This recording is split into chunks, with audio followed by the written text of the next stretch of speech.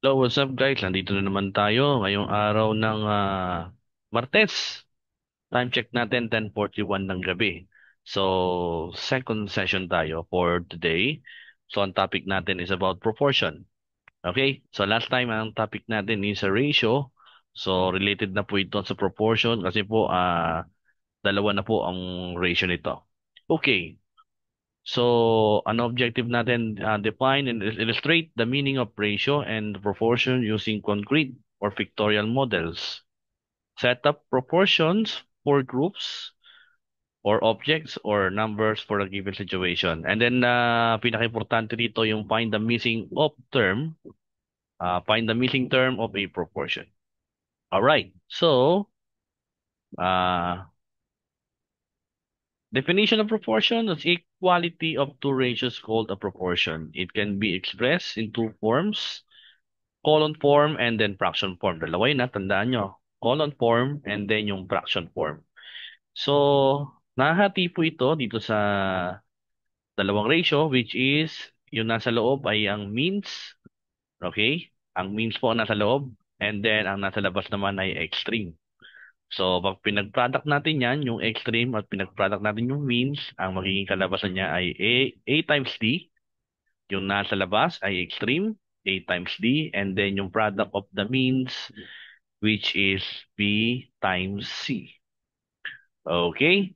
Next. So, in column form, AB is equal to CD, where A, B, C, D are called terms. Terms din ang tawag sa kanila. And specifically, A and D are called extremes, while B and C are called means. In fraction form, A over B is equal to C over D. In a proportion, the product of the extreme is equal to the product of the means. AD is equal to BC. So, nakuha natin doon yung means at yung extreme. No? Example number one.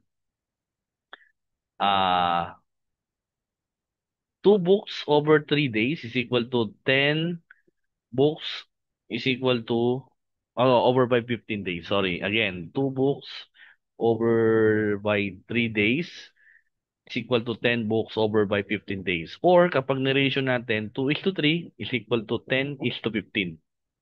Okay? So, one set is a multiple of the other. So, if 2/3 is multiplied by 5 over 5.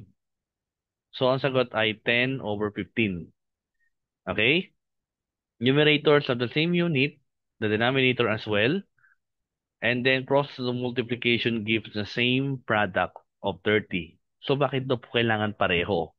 Pag pinag-multiply natin yung means at yung extreme, kailangan po pareho sila ng sagot. Okay? For example, dito po, ano, ayan, kunin natin yung means, yung extreme muna, si 2 times 15, and then yung means kunin natin, which is, ito yon yung 3 times 10. So, 2 times 15 is equal to 30. And then, 3 times 10 is equal to 30 as well. Kailangan po pareho. Okay, nakuha po ba? Yun. Thank you. Sige, next. Susunod natin ay example number 2. Example number 2 natin, we have 1 copy over 2 muffins is equal to 8 copies over by 16 muffins. Or 1 is to 2 or 8 is to 16. So, ganun din siya, ano? So, one set is the multiple of the other. So, if 1/2 is multiplied by 8, so the answer is 8 over 16. Numerators of the same unit, then denominator as well, and then cross multiplication give the same product of 16. Okay, ayan. 2 times 8, 16, and then 1 times 16 is 16 as well. Nakuha po ba? Next, finding missing terms in the proportion. Yan. Finding missing terms. So, hanapin natin yung missing term niya na kung saan ay paano nga ba hanapin yung term nung mawalang term doon? Okay. Example number 3. A student can read a book in 3 days. How many books can he read in 9 days? So, again, Ang si student ay nagbasa siya ng isang book for 3 days. So, ang tanong is, how many books can he read in 9 days? So, ilang books ang nabasa niya in 9 days? So, write the ratios in fractional form. Note that the units of the measurement for the corresponding term should be the same. Okay? So, put the letter N in the place of the unknown value. So, yung 1:3, ito yung una, and then yung N is to 9.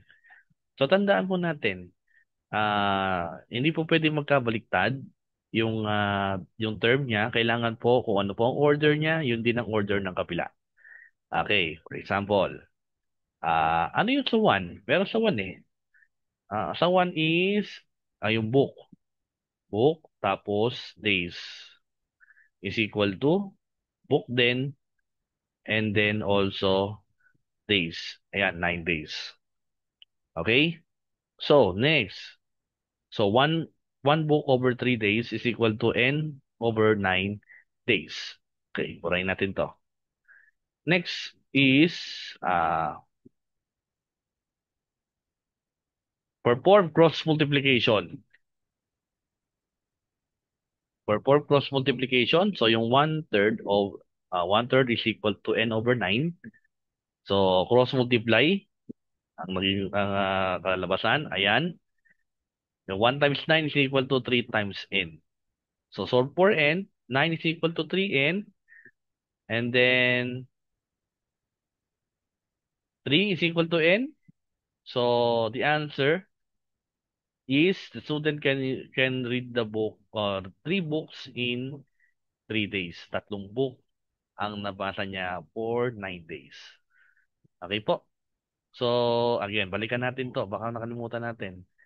Balikan natin itong ito. 9 is equal to 3 over n. So anong ginawa po dyan? Bakit po naging 3 na lang? So dinivide po natin siya by 3 para po maiwan na lang po si n. Kinancel po natin yung 3. So n is equal to 9 over 3 o 9 divided by 3. So, ang sagot po ay 3. Okay po, na-gets? Gets po ba? Ayun, maraming salamat po. Comment lang po kayo kung na-gets po ninyo, ha? Okay, next. Example number 4, find the missing number. So, ito naman po ay nawawala ang isang number. So, same procedure pa rin po, ano? Pag multiply po natin yung mean sa extreme, and then yung isang nawawala, gagawin natin siyang divide. So, solve the missing number using means and extreme. Okay? So, ito yun. 12 is to 18 is equal to 48 is to n. Kunin natin yung means and then yung extreme. So, 12 times n is equal to 18 times 48. So, magiging 12n is equal to 864. So, si 864, divide natin kay 12, kaya ang sagot ay 72. Kaya ang sagot ay 72. Okay? Here are the activities. So, ito po yung activity natin. Pwede yung sagutin. Pwede kayong mag-comment kung ano pong sagot sa letter A. Anong sagot sa letter... Anong sagot sa number 1? Alin po ang sagot dyan sa column B? Sa number 2, alin po dyan yung sagot sa column B? And then sa number 3, alin po dyan ang sagot na nasa column B as well. Okay? So, yun lamang po. Thank you very much. This topic is about proportion. Next topic po natin is about percentage rate and base or PRB. Thank you po. Maraming salamat.